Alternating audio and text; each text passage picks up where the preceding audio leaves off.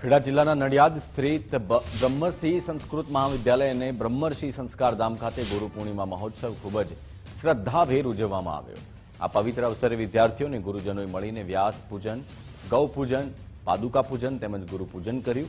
વિશેષ રૂપે ગુરુ દક્ષિણા સ્વરૂપે 50 જેટલા ઋષિકુમારોએ પણ રામાયણ, મહાભારત અને શ્રીમદ ભાગવત સહિતના વિવિધ શાસ્ત્રીય ગ્રંથો કંઠસ્થ કરીને ગુરુજીઓને સમર્પિત કર્યા હતા।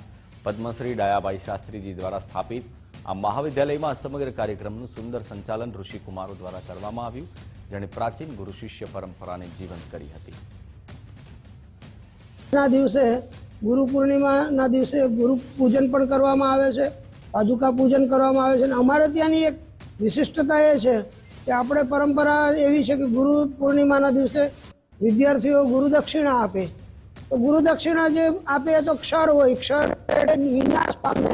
ગમે તેટલી મૂલ્યવાન વસ્તુ આપે તો એક દિવસ તો એ વિનષ્ટ થવાની, પણ વિદ્યાર્થીઓ અક્ષરદાન આપે। અક્ષરનો મતલબ થાય ક્યારેય ક્ષર ના થાય। તો અમારા વિદ્યાર્થીઓ એક એક ગ્રંથ કંઠસ્થ કરી અને પ્રાધ્યાપકોને સમર્પિત કરે છે।